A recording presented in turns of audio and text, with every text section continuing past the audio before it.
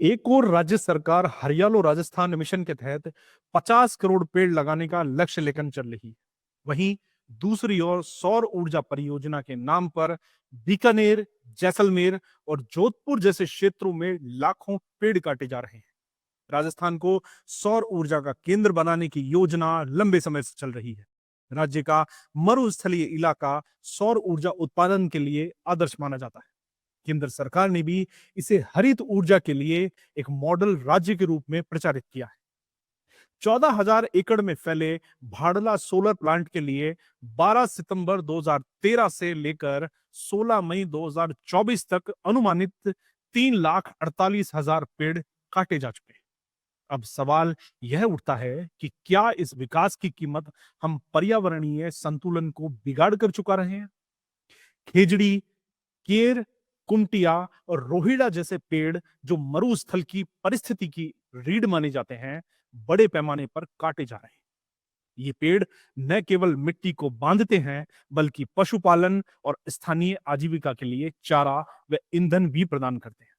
स्थानीय किसान और सामाजिक कार्यकर्ता इस कटाई का विरोध कर रहे हैं। राजस्थान की रिन्यूएबल एनर्जी पॉलिसी के अनुसार 2030 तक सोलर से 65,000 मेगावाट बिजली उत्पादन का लक्ष्य रखा गया। इसके तहत 38,548 मेगावाट क्षमता के प्लांट लगाए जाने हैं, जिनके लिए लगभग 1,92,000 एकड़ जमीन की आवश्यकता होगी। इसका मतलब है कि आने वाले 5 वर्षों में अनुमानित 38.54 लाख पेड़ों की बलि दी जाएगी। ऐसे में सवाल उठता है कि सोलर पावर प्लांट से बिजली तो बना लेंगे, लेकिन इसका असर धरती की औसत तापमान में बढ़ोतरी के रूप में सामने आएगा। बीकानेर के खरजू गांव में तो खेजड़ी के पेड़ कटने के दौरान ग्रामीणों और वन माफिया के बीच खूनी संघर्ष तक हो चुका है। वन माफिया ने ग्रामीणों पर कटर मशीन से हमला कर दिया, जिसमें एक किसान घायल हो गया।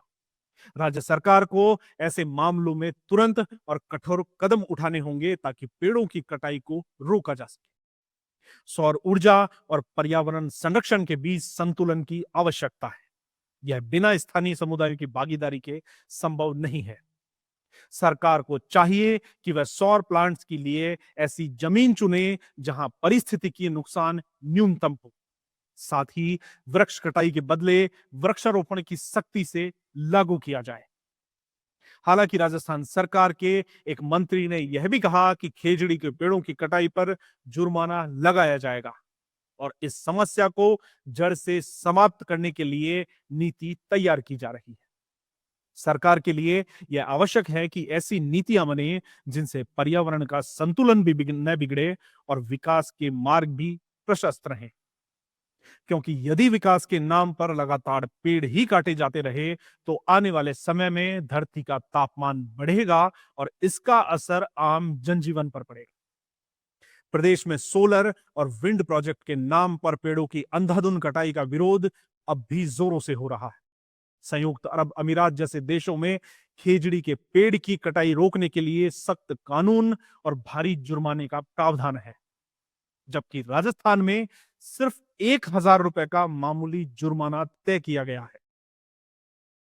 ट्री प्रोटेक्शन कानून और सौर परियोजना के नाम पर पेड़ों की कटाई पर रोक की मांग को लेकर कई स्थानों पर आंदोलन हो रहे हैं।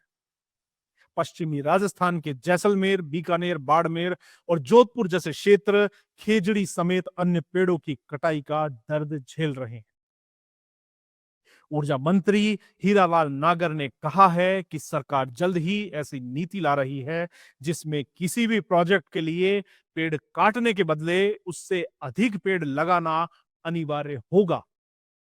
इसके अलावा सोलर प्लांट लगाने के लिए जितने पेड़ काटे जाएंगे, उससे ज्यादा पेड़ उसी भूमि की बाउंड्री पर लगाए जाएंगे।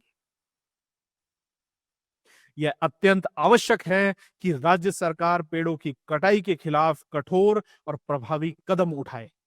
ये कदम विकास और पर्यावरण के बीच संतुलन बनाए रखने वाले होने चाहिए, ताकि विकास की रफ्तार भी बनी रहे और पेड़ों की रक्षा भी सुनिश्चित की जा सके।